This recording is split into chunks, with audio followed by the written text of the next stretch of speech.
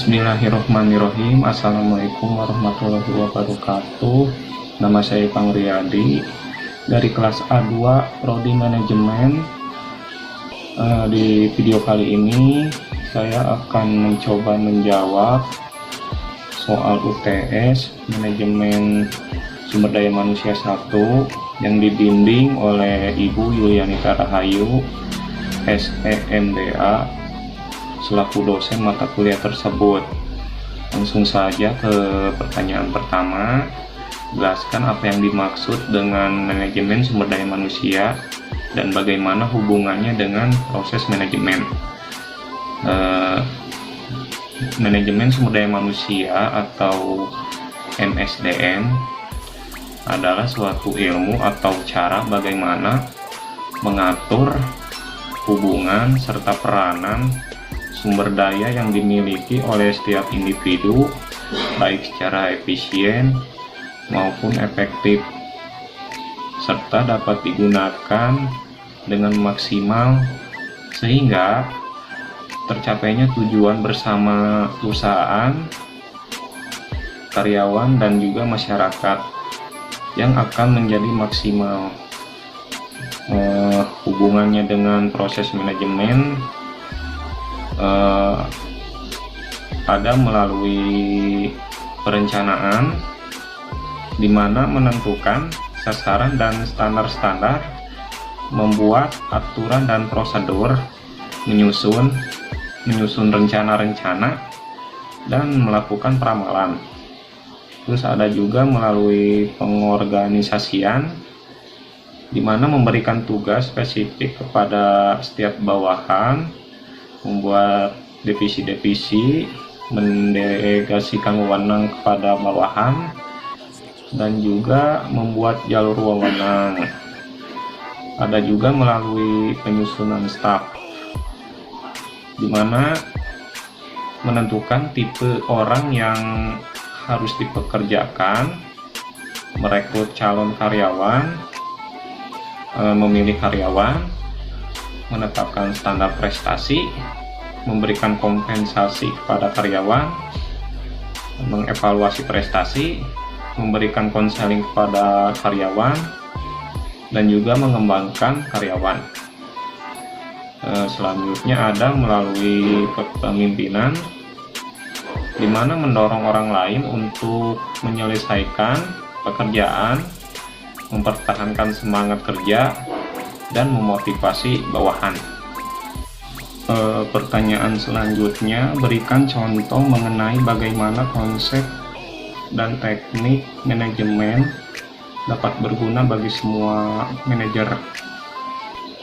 Ada beberapa contoh konsep dan teknik manajemen sumber daya manusia yang dapat digunakan bagi semua manajer.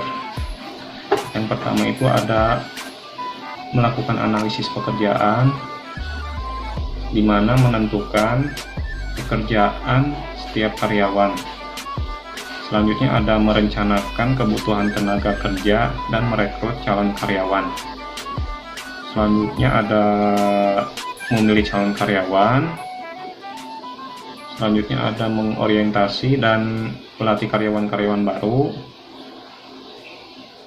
Selanjutnya ada mengatur upah dan gaji, jadi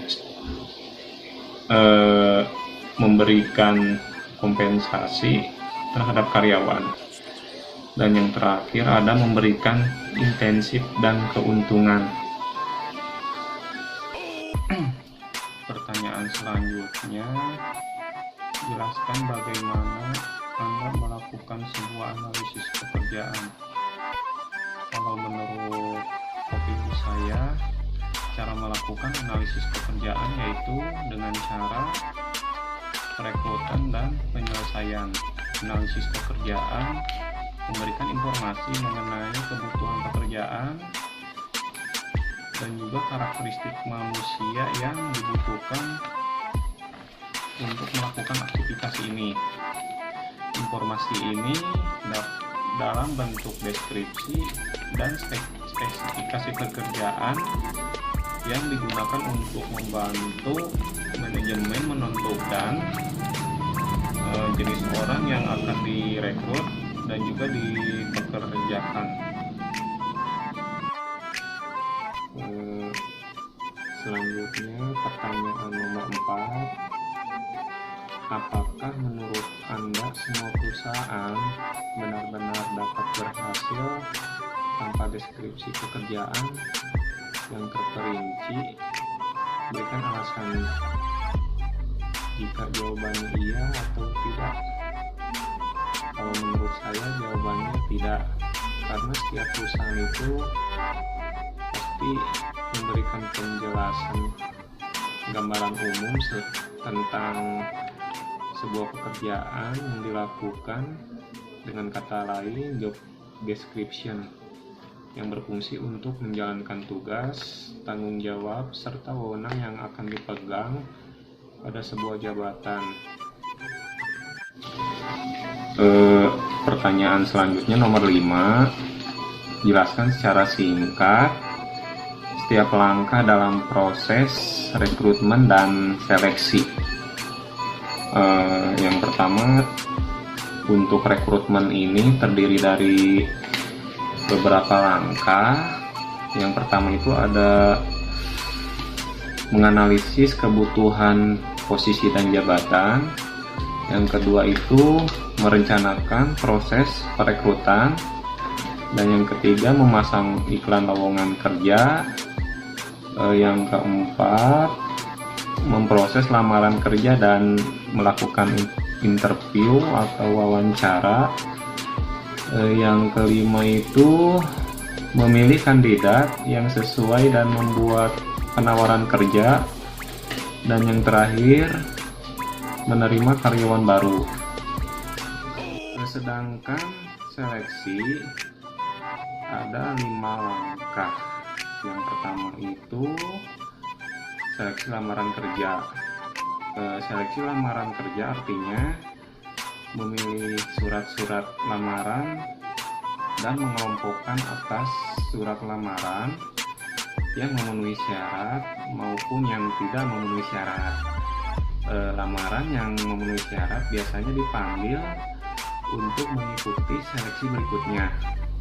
Dalam surat panggilan harus dicantumkan berupa waktu, tempat, dan alat-alat yang diperlukan untuk mengikuti seleksi tersebut. Di poin kedua ada pengisian belangko lamaran. Pelamar yang dipanggil harus mengisi belangko yang telah disediakan. Nah, belangko ini memuat rincian data yang komplit dari pelamar seperti nama orang tua, pengalaman kerja, gaji yang diminta, dan lain sebagainya. Poin ketiga ada pemeriksaan referensi.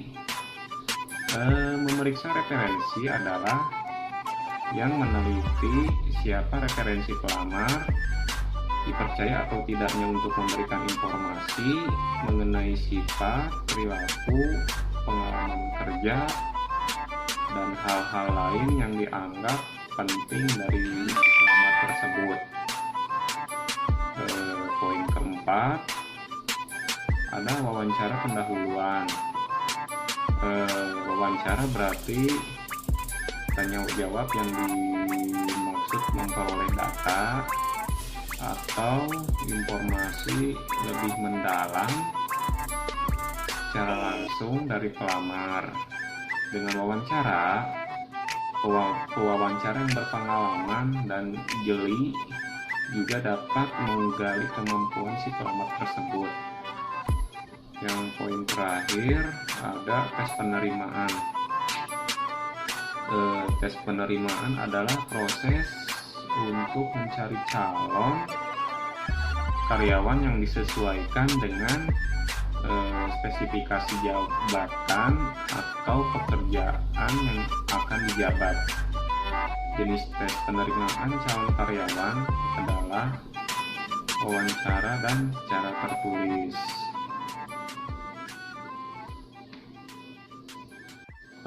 Pertanyaan selanjutnya nomor 6. Untuk jenis pekerjaan apakah menurut Anda wawancara tidak terstruktur menjadi bentuk yang paling tepat?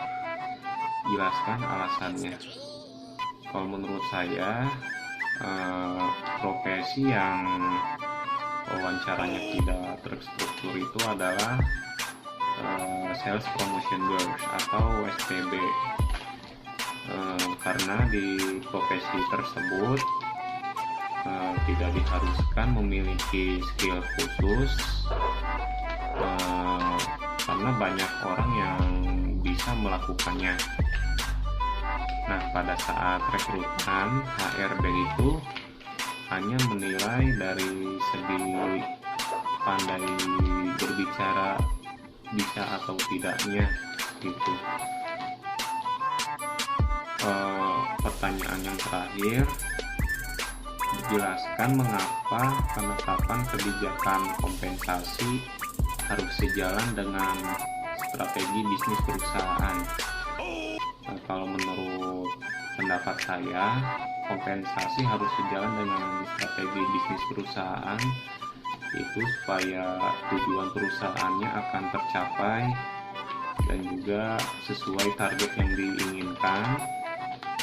Nah, jika tidak tercapai, maka tidak akan membuahkan hasil dan juga tidak akan tercapai target yang sesuai diinginkan.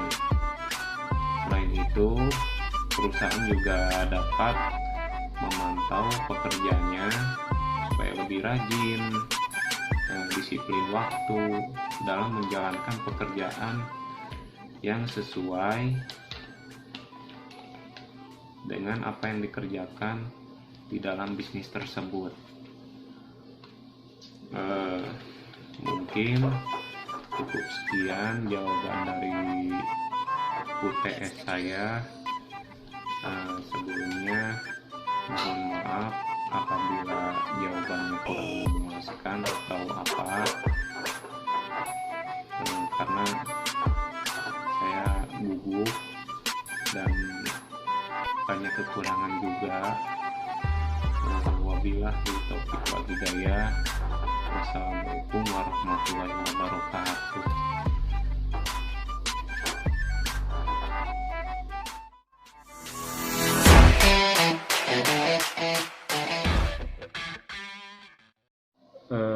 Pengertian dari manajemen sumber daya alam. Kok manajemen sumber daya alam?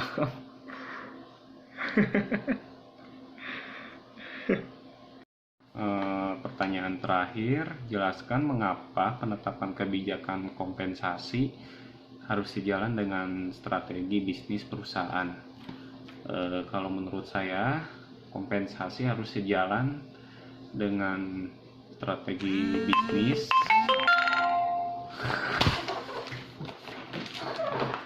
Sial, WA anjir.